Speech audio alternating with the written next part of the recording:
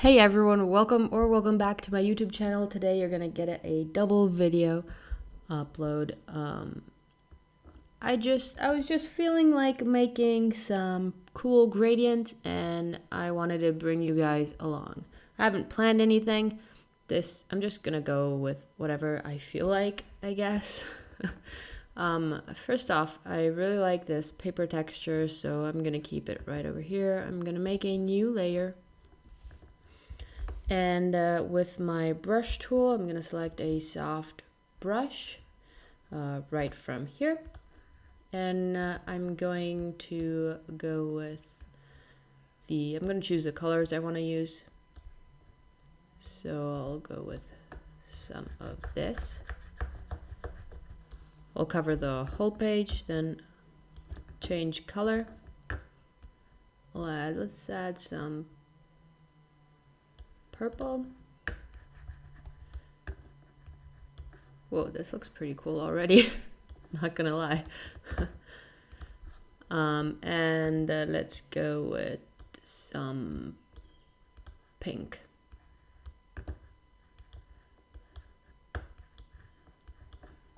Right. When you're happy with the color placement and whatever, you're gonna go to filter Liquify. All right. I usually go with the forward warp tool and just click and warp everything. I usually have this deselected. And if I can't really see what I'm doing, I'm just going to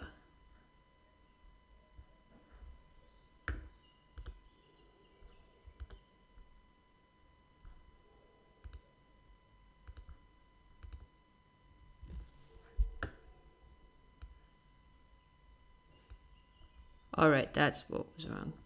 I don't know what happened. Anyways, just click and warp everything and liquefy everything. You're gonna get this pretty cool abstract gradient. All right, press OK when you're happy with it.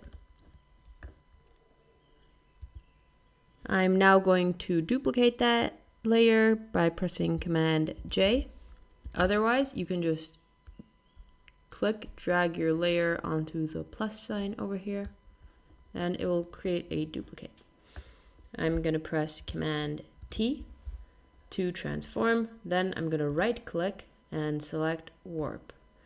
I'm then going to go crazy with this and just warp this guy around.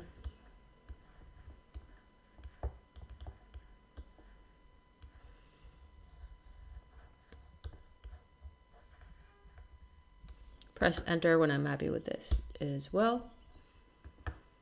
I'm now going to select my background layer and I'm going to blur it a little bit. So I'll go to blur, Gaussian blur, so that you can see the difference between the back and the foreground.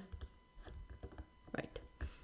Then I am going to merge everything together. I mean these two layers. I'll go to filter and add some noise.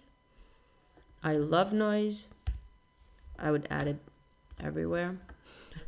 I'm then going to place my paper texture on top and change the blending mode to whatever fits best. I think multiply fits good, but usually I'll see how all of them fit, because sometimes there's some other blending modes that look pretty cool, like divide. This is divide. It looks really cool. And finally, I really like to add a camera raw filter.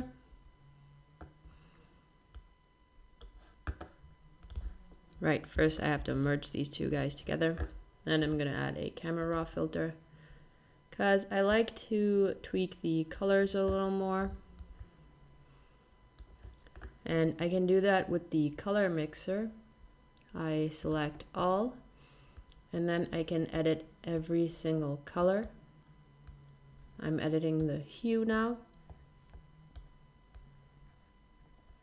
let's say I want less greens in there and I want brighter blues, you can just edit them from here, which is really cool. Then you can edit the saturation of every single color. I just like to play around with these sliders and see what I end up with.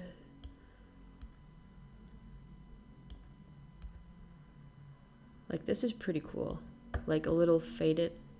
I like that. Same thing here, you can play around with the luminance like this, pretty cool.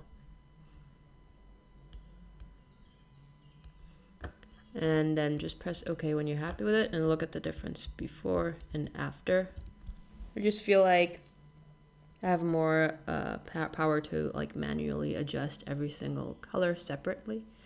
And yeah, that's basically it. I hope you guys enjoyed this video, and I'll see you next time, probably tomorrow. Okay, bye.